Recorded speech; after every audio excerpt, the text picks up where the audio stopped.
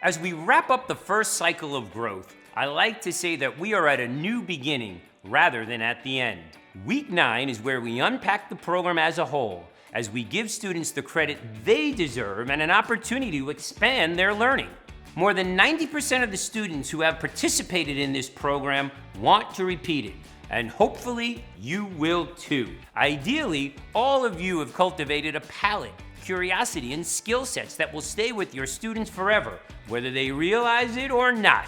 If nothing else, by now, your class will surely have lots of opinions, thoughts, suggestions, and learnings to share. No process is perfect, but if you see every crisis or complaint as an opportunity to improve, you'll be fostering both student voice and a growth mindset in the spirit of lifetime learning that can help you turn any frown upside down. To that end, it's time to measure our impact and be both recursive and reflective about our journey so far, and to imagine how we will go forward in the future. The best way to accomplish this is with the cumulative essential question: how did gardening with the Tower Garden impact us and our community? The answers will be both obvious and sublime. There's nothing more exciting than letting children share just how much they have learned. What were your big aha moments? Reflect upon what it was like to have this amazing tree of food and life living in your classroom. What did you enjoy most? What would you do differently, and why? I want you to think bigger. Maybe add another Tower Garden to the classroom. Convince another classroom to start the program. Form an after-school club or donate produce. Their garden may be empty right now, but their learning portfolios will be full, and students should be locked and loaded to make the best presentations ever. This is precisely why we start this unit off with a presentation checklist to make sure everyone can share their experience. The best way to do this is for everyone to troubleshoot their problems and solutions.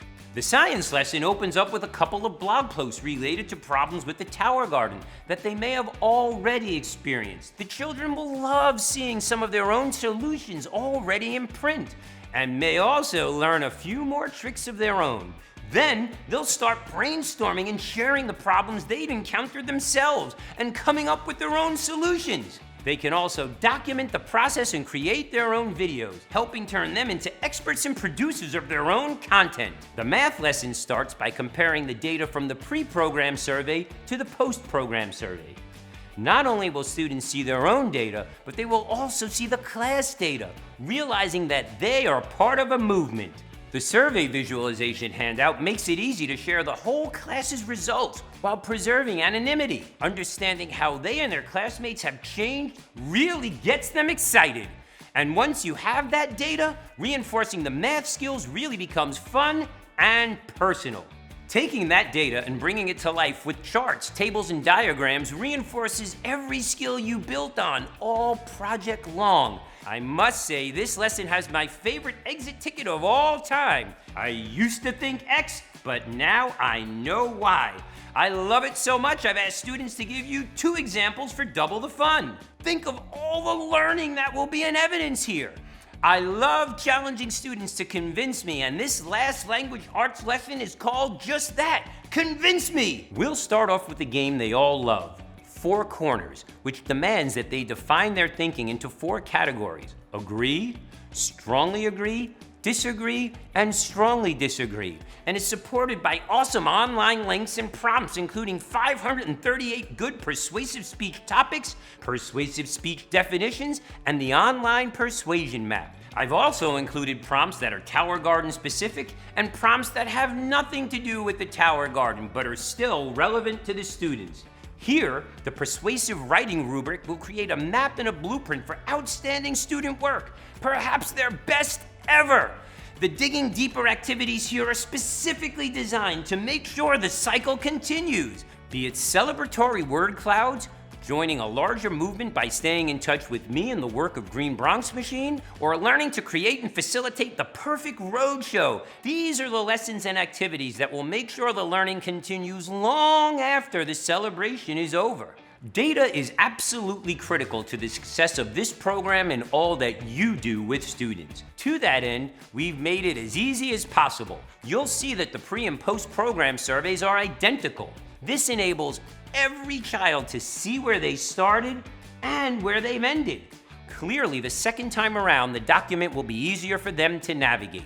It touches on a variety of learner outcomes, content, behaviors, and attitudes. Within the pre and post program surveys, there is a small subset of questions that will appear in both the Week 3 and Week 6 surveys. This is intentional. If you examine their responses and feedback at those inflection points, it will allow you to teach to both their strengths and weaknesses and evaluate your efficacy as well. And remember, we're here to help you every step of the way, and that's why we made the data capture sheets in the resource section so easy to use. All you simply do is tally responses. You get an entire snapshot of the class. Now more than ever, our children need good teachers and good health. The obstacles facing our children today, combined with so much marketing, media, and messaging, have forced so many to grow up faster than they need to. To think that obesity and hunger are two sides of the same coin facing more and more of our children and their families really troubles me. This program is an opportunity to really grow something greater. I hope that it has inspired you to teach self-care and preventative care as one of the most proactive and empowering life lessons.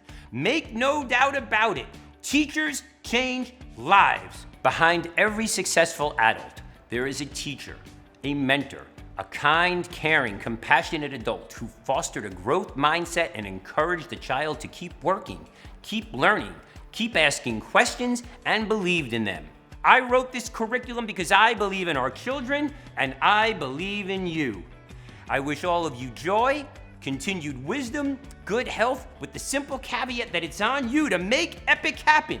By no means is this the end, but simply a new beginning. Keep learning, keep teaching, and keep growing. God bless you, your families, and your students. See you soon, and si se puede.